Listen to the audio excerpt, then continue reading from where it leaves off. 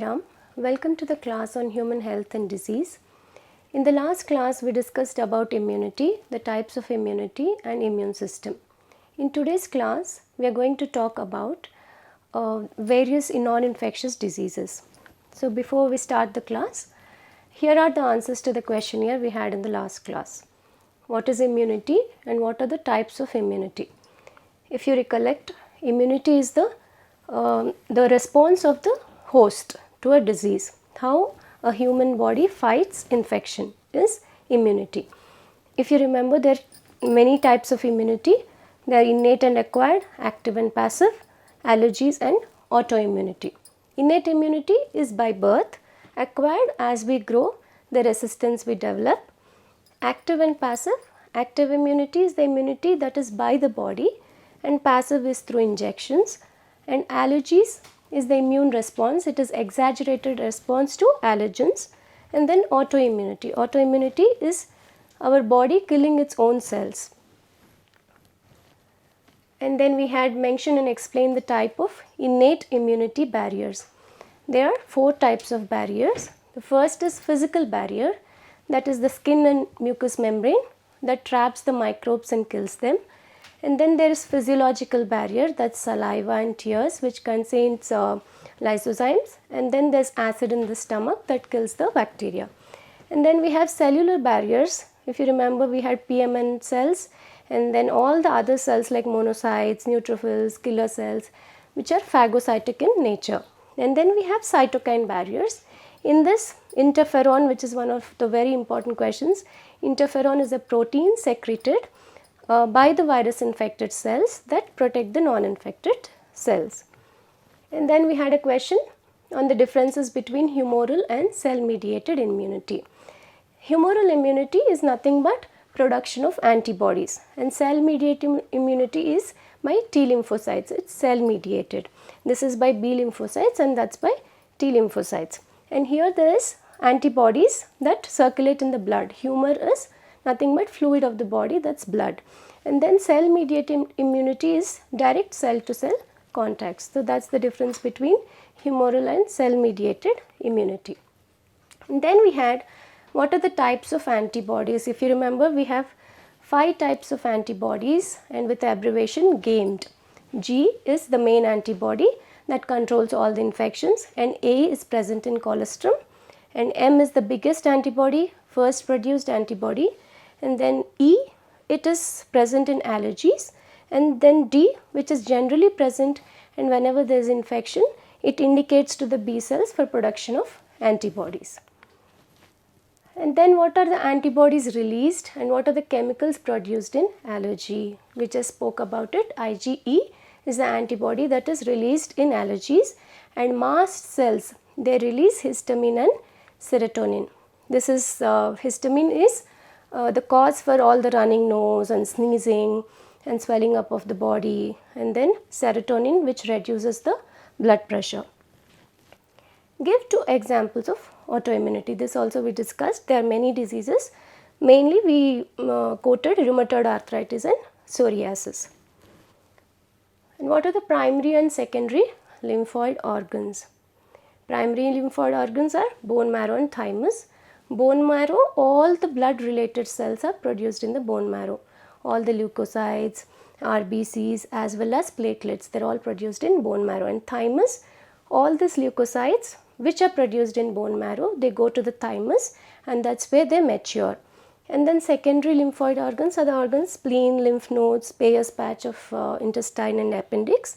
This is like their work area. They go and all the trapped microbes are killed there by the lymphocytic cells. So that is about primary and secondary lymphoid organs. So today's topic is non-infectious diseases. This is the last part of the chapter human health and disease. So non-infectious diseases, how are they different from infectious diseases? Infectious diseases, they spread from one person to another person very easily. In the first part, if you recollect, we spoke about orophycal route and aerosols. So usually in infectious diseases, the disease spreads from one person to another person by mere touch or the presence of the person, right? But in non-infectious diseases, it's not so. It doesn't spread easily. It is person specific, and usually it can be related to, some of them can be related to habits, right? And one more important point of non-infectious diseases is, even though they spread, the spread is not as simple as in infectious diseases, not by mere touch. So we have AIDS, cancer and drug abuse. Today we'll start with AIDS. So what is the full form of AIDS? As AIDS is, A stands for acquired immunodeficiency syndrome. As the name suggests, acquired, it is not by birth, it is acquired. Then immunodeficiency, there is deficiency in immune system, the immune system is attacked. And then there is syndrome, syndrome is collection of symptoms. So the abbreviation itself tells us about the disease, it is acquired, a group of symptoms which is not there by birth. So what causes AIDS? AIDS is caused by a virus called HIV virus, right? What is the full form of HIV virus? It is human immunodeficiency virus. So the virus that causes the disease is HIV, and the group of symptoms is called AIDS, acquired immunodeficiency syndrome. So how does the HIV virus looks like? It's a retrovirus.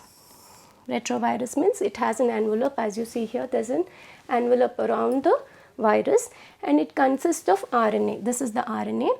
It consists of RNA, and it also has an enzyme called reverse transcriptase. Okay. So HIV virus is a retrovirus. It has an envelope and it has a RNA virus, RNA gene inside, and it has an enzyme called reverse transcriptase. So the virus is HIV and the disease is AIDS, right? So in the next part is transmission. So how does AIDS spread, or HIV positive people, how do they spread the disease? It is not like infectious diseases. It does not spread by touch. This is very important point. AIDS does not spread by touch. It spreads through exchange of body fluids. Okay, all the conditions where there is exchange of body fluids, there are chances of the disease spreading. So the first point is these are the conditions where the disease spreads. First is sexual contact with an infected person who is HIV positive, and then by contamination of blood transfusion. For example, a HIV positive patient donates blood, and if the blood is not checked and it is transfused to another person, that's how the disease spreads. Another is sharing of infected needles. It can be in hospitals where they don't use disposable syringes, or in drug abusers also, where they share the infected needles, the spread of HIV. And then from infected mother to the child through placenta. If a mother is HIV positive, it can spread to the child through her placenta. So these are the conditions where HIV can spread. These are not the conditions where there is spread by touch. Another important point here is time lag. If a person is HIV positive, that doesn't mean they show up the symptoms. The symptoms show up only after a couple of months, or it can take even some time, like years. It can take up to many years. So that's about transmission of HIV. Another important point here is transmission myths. There are many myths in our society about HIV. Usually patients who are HIV positive are isolated. That's because we have a myth that it spreads by touch. But as we discussed, it does not spread by touch. It spreads by only exchange of body fluids. So it doesn't mean that if a person is HIV positive, we as a society should isolate them. If we share room with them, or if we share their food, if we share their utensils, or if we are living in the same house, we do not get the infection. It's only through exchange of body fluids. This is the biggest myth, because already those patients are under depression because they have acquired a disease which is very rare and fatal. So under such conditions, if a patient is isolated, they can get into more depression. So this is one important transmissional myth. And then we are going to talk about how does the virus life cycle go on in a human host. First, as we saw, the virus enters through fluid or through placenta from mother to the child. Then what happens? It affects two cells. One is T lymphocytes and then other is macrophages. In T lymphocytes, as it enters, it affects the T lymphocytes and kills T lymphocytes. To see T lymphocyte count in the body decreases. That is one way. So where does T lymphocyte help us? In our last class we spoke about it. T lymphocytes, they help in cell mediated immunity and they also help in production of antibodies. They help the B lymphocytes. So when T lymphocytes are decreased in our body, what happens? The immunity automatically decreases, right? And then they affect the macrophages. Macrophages are phagocytotic cells. So they also help in cell mediated immunity. So macrophages, once they enter into the macrophage, here there is the life cycle of the virus. There is a reverse transcriptase that is present in the HIV virus. So this reverse transcriptase, it turns the viral RNA into viral DNA. As such, it's a RNA virus, but once it enters the host body, it turns into DNA. And this viral DNA, it is incorporated into the host cell. The host DNA and the virus DNA, they combine and they produce new virus cells in the body. That's how the HIV virus cells are produced through, by using the macrophages, they produce many more HIV cells in the body and they spread across the body. So that's the life cycle of the virus. Let's see through some pictures and some videos how this happens. The first is reverse transcriptase. As I told, reverse transcriptase helps in converting the viral RNA into viral DNA. If this is yellow color is viral RNA, reverse transcriptase turns it into viral DNA. And this viral DNA is incorporated into the DNA of macrophages. And then we have a GIF here. This is the RNA. Okay, the blue color is the RNA and this is the purple color is the DNA. Okay, the blue is RNA, it will repeat again, the blue is RNA and the purple is the DNA, and they have these small things which is the enzyme. So this enzyme acts on this RNA and turns it into DNA, and the DNA combines with the host DNA and produces new virus cells. So the new virus cell will have the DNA of the HIV virus. So many more cells like this are produced. So progression of AIDS, what happens in AIDS? What kind of diseases? What all symptoms they have? First is there is decrease in T lymphocytes and also macrophages are affected. So then because there is immunodeficiency, there are multiple infections, not just one infection, there are multiple infections, and because of the infections and the body is not able to fight because of lack of immunity, the infections will persist. So these are all the infections that are seen in AIDS patients: bacterial, viral, fungal and parasitical. Bacterial, most common is Mycobacterium, important. What is the bacterial infection in AIDS patient? It could be 1 mark question, Mycobacterium. And then parasitical is Toxoplasma. So these are the multiple infections, and these infections keep continuing because the body is not able to fight. So because of the infections there are bouts of fever, there is weight loss, there is diarrhea. These are the common symptoms present, right? Because the person is not able to fight back the infections, there are persistent infections. Then we come to the diagnosis. Diagnosis is done by a test called ELISA test. This is also very important 1 mark question. What is ELISA test and where is it done? ELISA test is done in enzyme linked immunosorbent assay. This is the full form of ELISA test. This test is done to find out if HIV virus is present in a body of a person. So what does this test do? This test usually checks for the antibodies. If the antibodies are present against HIV virus in a person, this test will detect it. And then treatment, because it's a virus, antiviral drugs are given. And symptomatic treatment. Symptomatic treatment, like all infections are given with antibiotics, that can only prevent certain diseases, can prolong life, but death cannot be stopped. So that's about diagnosis and treatment, and then precautions. Precautions very important. This also can be one of the short notes. So how do we take precautions in stopping the spread of HIV? First is making blood samples safe from HIV in blood banks. That is important. Every time in blood banks, whenever blood is taken, it should be checked for HIV, because that itself, if there is no checking of HIV in the blood and it's been transfused to another person, there is high risk of HIV transmission. And then use of disposable needles in all hospitals, and also stoppage of drug abuse. That's another point.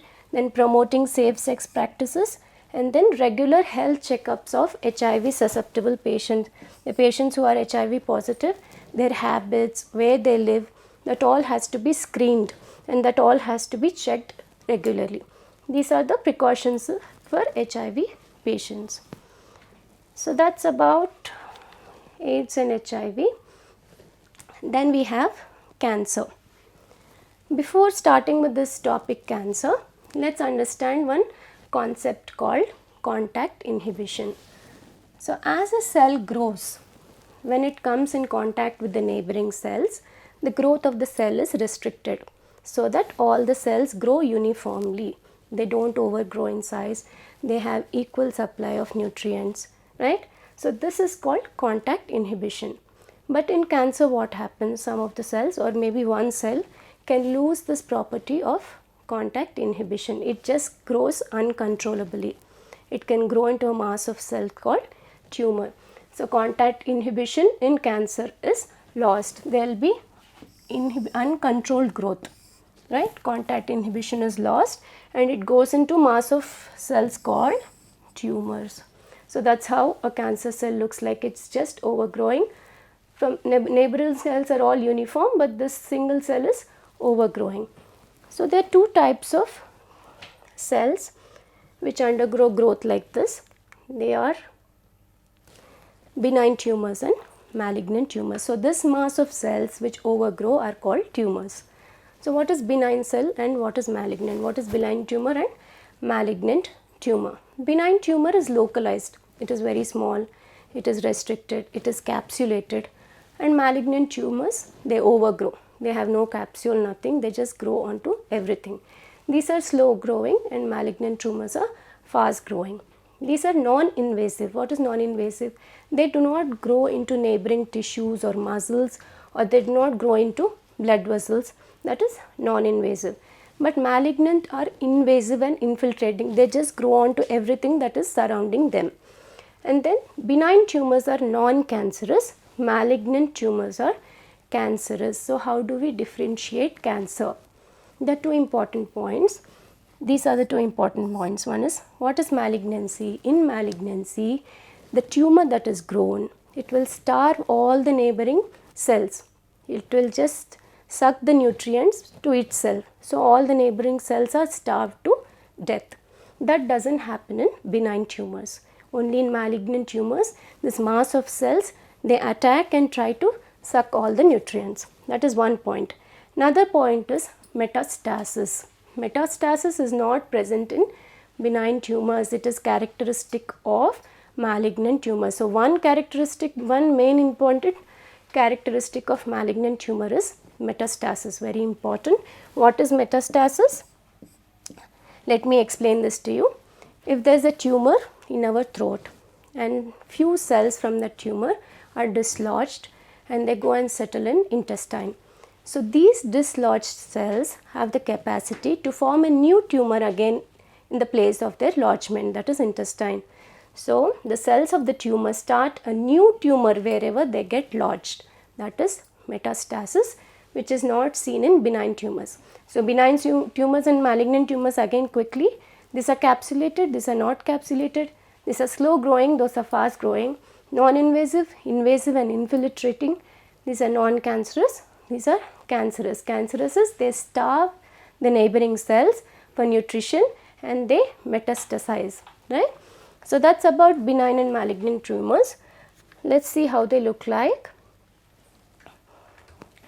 So this is a benign tumor.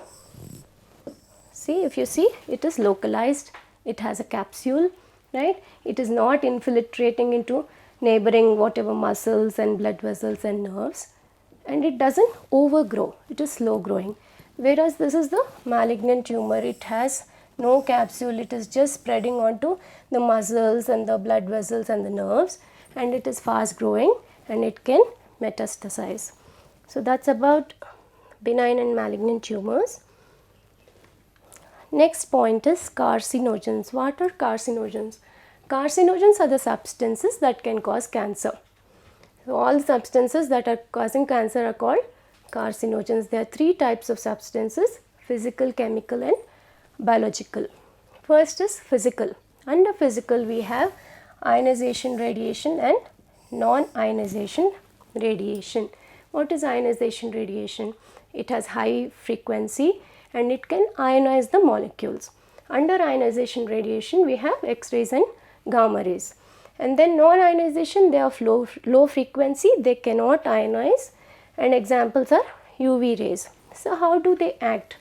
How do the physical or radiations act on the cells to make them carcinogenic? Carcinogenic means cancer causing. Okay, so what do? They damage the DNA of the cell. They cause the DNA damage of the cell, leading to neoplastic transformation. Neoplastic is a new word. Neoplastic means cancerous. Okay. Neoplastic means cancerous. So how do the physical or the radiation causes cancer? It damages the DNA of the cell, leading to cancerous change. That's about physical. And then we have chemical. Under chemical it is nicotine. Nicotine, where is it present? Nicotine is present in tobacco. Tobacco is either smoking or by chewing. So chemical that can cause cancer is nicotine. This we all know. And then we have biological. Biological we have viral oncogene, cellular oncogene and proto-oncogene. What is oncogene? A gene that is capable of causing cancer. So how does it cause cancer? How does a gene cause cancer? It can cause by when these cells suddenly under certain circumstances, when they get activated, they can cause cancer. So there are different types of genes. One is virus, a virus which is carcinogenic in nature, or cellular or proto-oncogene. So quickly about carcinogens, we have physical, chemical and biological. Under physical we have radiations. How do they work? They damage the cell DNA. Under chemical we have nicotine, which is present in tobacco, and then under biological we have oncogenes. They are viral, cellular and proto. How do they work? When they are activated suddenly under certain circumstances, they are oncogenic in nature. Oncogenic, neoplastic, carcinogenic, these are all terms for cancer. So that's about carcinogens. Then we have detection and diagnosis. So how do we detect cancer? Cancer is nothing but a mass of tumor. So first basic test that is done is biopsy, right? Biopsy and histopathological test. So what do? Is they cut a piece of the tissue from the tumor and they stain it and they examine it under a microscope. And depending on the types of cells, they classify the type of the tumor. And then bone marrow tests. Where are bone marrow tests done? Bone marrow tests are done when there is cancer in the blood cells. These are called leukemias. Leukemias are cancers related to blood. In these conditions, what happened is there will be increased cell count. Like WBCs can increase, RBCs can increase, there will be uncontrolled growth of the cells. They will be much more in number than their usual count.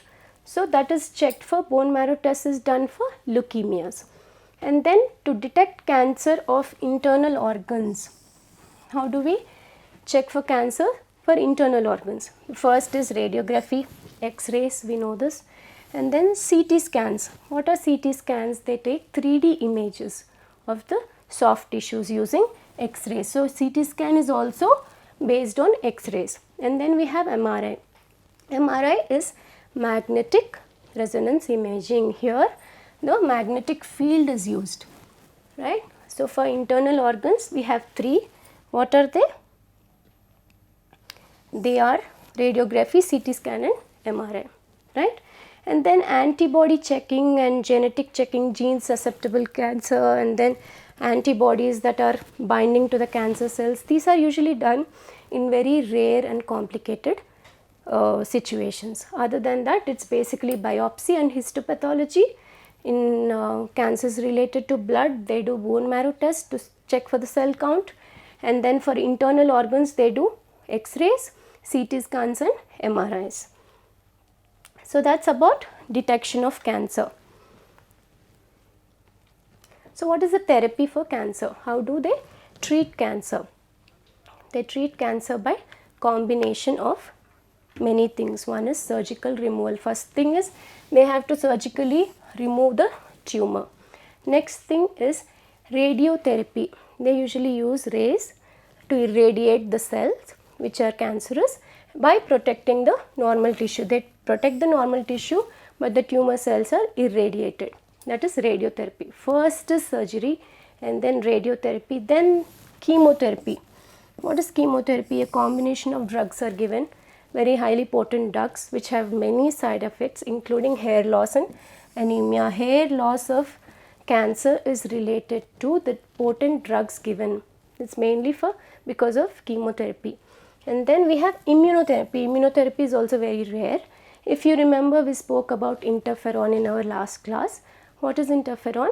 It is a proteinaceous liquid that is secreted by cells which are attacked by virus, right, to protect the other cells.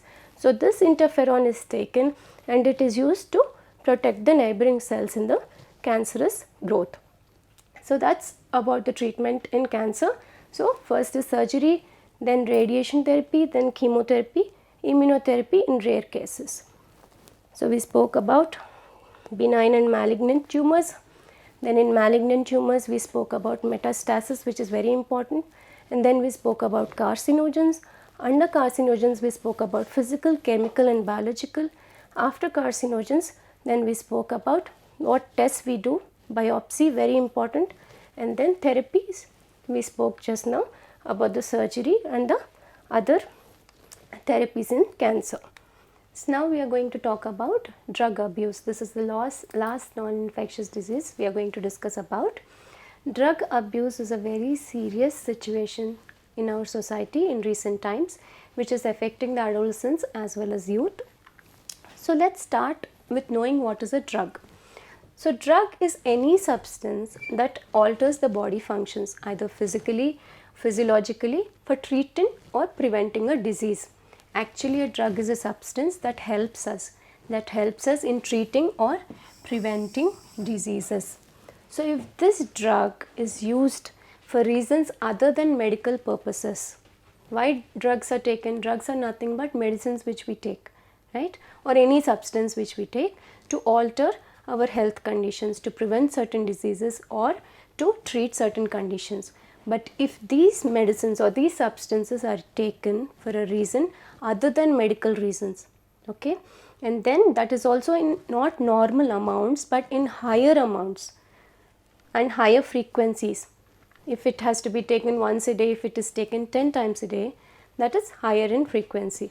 So if a substance that is actually helping us to prevent a disease or treat a disease is taken for a reason other than medical, okay, and in higher amounts and higher frequencies, this can impair or damage our physical body, physiology and psychology. Physical, physiological and psychological functions of the body are impaired, and this is called drug abuse. Drug abuse, which people think is a fashion or a style statement, actually is not. It impairs our physical, physiological and psychological functions of the body. So now we spoke about what's a drug and what is drug abuse. So next let's see what are the various substances. We are going to quickly speak about the substances that are used in drug abuse. First are opioids. What are opioids? These are extracted from the latex of poppy plant. It's also called as Papaver somniferum. That's how it looks like. It is Papaver somniferum. So the opioid receptors in our body are present in CNS and GI tract. What is CNS? CNS is central nervous system and GI tract is gastrointestinal tract. So this is very important. For every substance, where are the receptors present and how do they affect our body? So the receptors for opioids are present in CNS and GI tract. It is also, these opioids are also known as heroin or smack. It is white crystalline odorless substance which it is nothing but morcellin. Acetylation of morphine gives opioids. So opioids receptors are present in CNS and GI tract. It is also known as heroin and it is nothing but morphine. Acetylation of morphine gives rise to opioids. It is either snorted or injected and functions are it acts as depressant. It slows down our body functions. This is the only substance that is used in drug abuse which acts as depressant. All the others are stimulants. So this is one important point, which is the substance that causes depressant action is opioid. Okay, that's about opioids. Next we have cannabinoids. This is how cannabis looks like. It is extracted from inflorescence of Cannabis sativa plant. Inflorescence means flower tops, leaves, even resin of the plant is also used. Important, where are the receptor presence? Receptors are present in the brain, right? It is also known as marijuana or hashish and it is by oral, taken by oral injection or by inhalation and it affects cardiovascular system.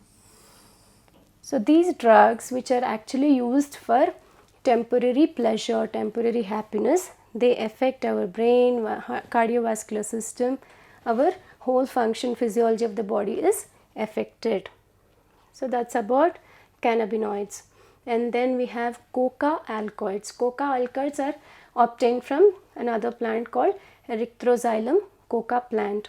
It interferes with neurotransmitter dopamine. What is dopamine? Dopamine is a chemical that actually passes on the signals between the neurons. So all the signals from our nerves are carried out to the central nervous system through dopamine. So it affects dopamine. What does dopamine do? Dopamine actually gives us the sense of satisfaction or happiness. So by stimulating dopamine, unnecessary temporary happiness is brought in by this coca alkaloids. It is also known as coke or crack. It is snorted. It stimulates the CNS, central nervous system is stimulated. There is production of sense of euphoria or increased energy and excessive doses can even cause hallucinations. Hallucinations are caused by alkaloids, okay, and other products which can cause hallucination are belladonna, Atropa belladonna and Datura plant. This can be important question. What are the products that can cause hallucinations? They are coca alkaloids, Atropa belladonna and Datura plant. That's in short about the products that are used, that are drug abused.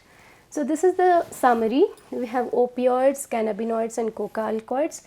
In this, all that you have to importantly remember is receptors. Receptors for opioids are present in CNS and GI tract. For cannabinoids, it's present in brain. For coca alkaloids, it affects dopamine, right? And effects are, as I spoke, again reiterating that opioids are the only depressants, all the others are stimulants, all the others stimulates the system and cannabinoids affects the cardiovascular system. Our heart is affected by cannabinoids. So why do they say no to drugs when it gives a sense of pleasure, sense of happiness, even though temporarily? Why do they say no to drugs?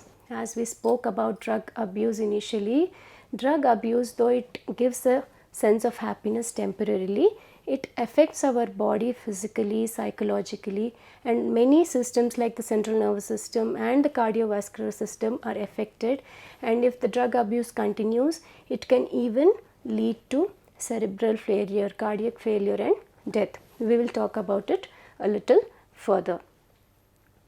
So there are many other medicines also like painkillers, morphine, and also the drugs that are used for mental depression, for insomnia like barbiturates, amphetamines, benzodiazepam, LSDs, all these are used for depressions. But these medicines that are used to cure depression, that means they bring a person by stimulating them into a happy mood. These are used to abuse to get into that state of happiness. So, even medicines are also used as the drug abuse substance. And then in cigarette smoking, we spoke about it a little before in cancer, nicotine.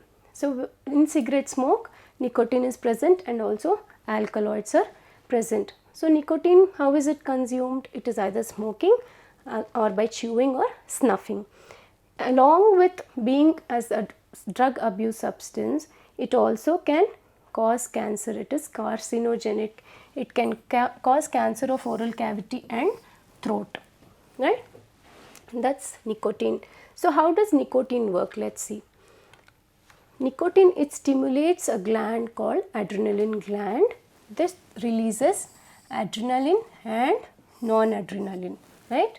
So what does this adrenaline and non-adrenaline do? They increase the blood pressure of our body and they also raise the heart rate. So a cigarette that is smoked only for pleasure, it is actually raising your blood pressure, raising your heart rate, affecting your cardiovascular system. And it also, what does it do? Nicotine, it increases the carbon monoxide content in our body. And what does carbon monoxide do? It competes with oxygen. How does oxygen go along with the blood in our body? It binds to heme, it binds to iron, and then it's sent throughout the body. That's how oxygen reached our hands and legs and other parts of the body. So what does carbon monoxide do? It competes with oxygen and it binds to heme instead of oxygen. So instead of oxygen, carbon monoxide is supplied to our body. Then there's a deficiency of oxygen in our blood or in our body. So apart from raising the blood pressure, it also causes oxygen deficiency, and obviously it affects the lungs by causing bronchitis, emphysema, and also coronary heart disease. So this nicotine, which is actually used for smoking for pleasure, can cause some dreadful situations like raising blood pressure, affecting the heart, decreasing the oxygen levels in the body, and it is very addictive in nature. Once a person starts smoking, it's very difficult to come out of the habit because of the addiction. That's why we are speaking about it under drug abuse. But a person can come out of the smoking by counseling and medical help, going for de-addiction programs, such so. So now we are going to talk about very important topic, adolescence and drug abuse. So why we are speaking about drug abuse to you is, adolescence is the stage where usually children go into drug abuse. That's where it starts and it continues on to their youth and middle age. So why in adolescence children opt for drug abuse? Adolescence is the age between 12 years to 18 years of the age. So why do they get into a habit like drug abuse? First is there are many physical and biological changes in the body, right? So they are vulnerable to such situations in life. The first thing why they want to get into smoking or drug abuse is the curiosity to know, or they think it's a sense of adventure or experimentation. They think that getting into a habit is kind of adventure. So that's how it starts. And then it can also begin as an excuse for academic pressure. For example, if a child is not able to accept failures or disappointment in life, if they are not able to do well in their exams and they don't know how to cope up with that stress, they can get into drug abuse. Another point is peer pressure. Because my friend is smoking, I also want to smoke. That is very common these days. Because friends are into drug abuse, many other friends join them. That is peer pressure. And social media influence, of course. If one of your favorite stars is smoking, you consider it to be a style statement. So these are all the situations where an adolescent can get into drug abuse without knowing the dangers of the situation, without knowing how it affects their health. So what is actually addiction? Addiction is a psychological situation. It is psychological attachment to this euphoria or the temporary happiness that the drug gives. This temporary feeling of well-being which the drug gives, it causes psychological attachment in the person who is abusing the drug, or in alcohol consumption, or in smoking. It's the same thing. They are attached to the psychological well-being. So with repeated use, what happens? We spoke about these receptors that are present in our body. These receptors do not get stimulated by normal quantity. With repeated use, what happens? The dose of the drug has to be increased. If the normal quantity of drug is taken, the receptors do not respond. So the person, to get into the temporary well-being or temporary high state, they have to keep increasing the doses.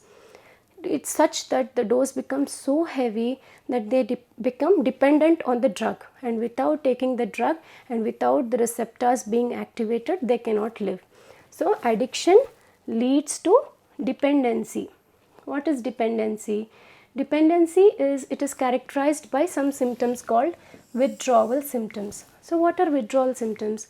If a person is abusing a drug, and he's repeatedly taking a drug for some time, but with the regular dosage they are not able to get into that high state. So they have to keep increasing the doses, and at one point of time maybe they cannot afford to get the drug. So what do? They stop.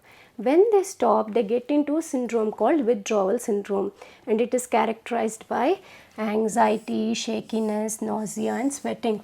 They cannot stay until they again take the drug. All this anxiety and shakiness cannot be taken by the person until again they go back to the drug and consume it in a higher dose. So what happens? It makes the person dependent on the drug. Without the drug, the person cannot live because of the withdrawal symptoms. And because of this, sometimes they even get into wrong habits like stealing. They break all the social norms, get into stealing for financial help. Because drugs are so costly, they have to go and buy drugs, they don't have money. So they can even get into wrong habits like stealing to satiate their needs. So we spoke about addiction and dependency. Now effects of drug.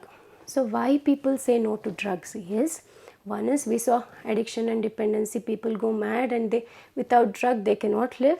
That is one part of it. Another part of it is, let's see what are the effects of drug abuse. First is common symptoms among youth. How can we make out a child is into drug abuse? Because they stop going to school, they stop performing well in the academics, or they may be absent from the school, or lack of personal hygiene, they're fatigued, they're tired, they're withdrawal because they don't want to mingle with people around, because they don't want to show that they are into some habit, or they're depressed, they're isolated, and they also have mental and financial distress, that which can be understood definitely. These are just common symptoms. So what are the other fatal symptoms? If they're excessive dosage, when the person consumes drugs continuously, keep taking higher doses, this can lead to coma and death. There will be respiratory failure, there will be heart failure. So mainly heart, the nervous system and the respiratory system are failed. Cerebral hemorrhage is caused. So it can be as serious as coma and death. A small thing which is started as an experiment or an adventure or a style statement can lead to coma and death of a adolescent or a youth. And then intravenous drug abuse. Here, if a needle is shared by friends, and one of them, if they have hepatitis B or if they have AIDS, there are also chances of such diseases to spread. So intravenous drug abuse is also very serious condition where it can lead to spreading of dangerous diseases. Then alcohol also we are speaking here because it's also an addiction. Chronic use of alcohol will lead to cirrhosis of liver. This is important point. Cirrhosis of liver is seen in chronic alcohol abuse, and it can also damage the central nervous system. And then there's anabolic steroids. What are anabolic steroids? These are the steroids that are usually taken by athletes if it is taken over a long period of time, the females will start developing male features and male will start developing female features, and if this continues for a longer period of time, the effect will be permanent. So that's about anabolic steroids. So we spoke generally in terms of smoking and drinking and drug abuse, all the effects together, general symptoms, and how does it affect our body. So how do we prevent or control drug abuse? Because it's an adolescent condition, social problem, we are discussing this here. So how do we control or prevent drug abuse? It is the shared responsibility of parent, the teacher as well as the student. It's the shared responsibility of all the three of them. So how do we do this? First thing is avoid undue peer pressure. This is very important. Just because your friend is into smoking, just because your friend is into drug abuse, you needn't go into it, right? Every child has their own personality, have their own choices. So you should not succumb to social or peer influences. That is the main point. Next is education and counseling. If you are not able to perform well in your academics, or if you have failures or disappointments, they're all part of life. They have to be accepted as such, not leading you into depression, going into wrong habits, which affects you furthermore, your physical health as well as your finances, your mental health, right? So failure is a part of life. That's how it has to be taken. So how do you know that failure is a part of life? By participating in extracurricular activities, which is very important. There are many children who are only very good at academics but do not play, do not get into arts, or do not get into sports. It could be anything like taking a walk or going into meditation, listening to good music, painting. These are all very good ways of channelizing your energy, and these also give you that sense of happiness which you are searching in this drug abuse, that temporary state of euphoria or whatever you call. That's all present even in things like painting or any art form which can be sought out. And then seek help from parents and peers.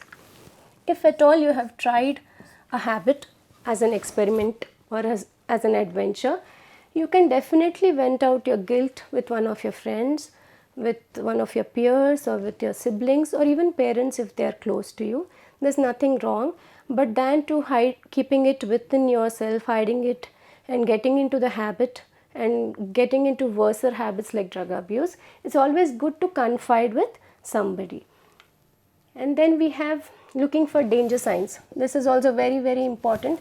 If you feel any of your friends in your class, if you feel they are into some wrong company or wrong habits, it is equal responsibility of every child in the class either to speak to the student or speak to the teacher or their parent for their good, in the best interest of your friend, than to keep the secret of your friend which is not so good. It's always better to go and speak it out. Go and inform their parents so that they'll be corrected. And then seeking professional help. If at all already the child is into drug abuse or alcohol abuse or any other abuse, there's nothing wrong in taking professional help. There are so many psychologists, so many psychiatrists and de-addiction and rehabilitation centers. So there's nothing wrong going ahead and taking medical help. So basically, to put efforts and to take proper guidance from parents and teachers, not getting influenced, not getting depressed by failures in life, and channelizing your energy in a proper way will help you not to get into habits like drug abuse. So that's about all the non-infectious diseases. We spoke about AIDS, we spoke about cancer, and then we spoke about drug abuse. So that's the end of this chapter, Human Health and Disease. We have a small question here. How does HIV spread in the body? What are the various ways of transmitting the infection? We spoke about how HIV does not spread by touch. So what are the various conditions where it transmits, right? What is the test done to detect HIV? We spoke how antibodies are tested in this test. What is the name of the test? What are the differences between two types of tumors? This also we had a chart which explains benign and malignant tumor differences. So that's the answer for this question. Classify carcinogens. We spoke about 3 substances. What are they and how do they cause cancer? How do coca alkaloids affect the body? We have a summary chart here. We spoke about receptors and their effects. So you can find answer to this question there. What is dependency in drug abuse? As we spoke about addiction, we spoke about there are some withdrawal symptoms in a person who's into drug abuse. So what is dependency? You get answer there. What are the steps to control and prevent drug abuse, which we just spoke about? So how it is the combined responsibility of parent, teacher and the student to control and prevent drug abuse. So that's all for today. That's the end of the chapter, Human Health and Disease. Hope you understood it. If you have any questions, please get back to us. Thank you so much. Sai Ram.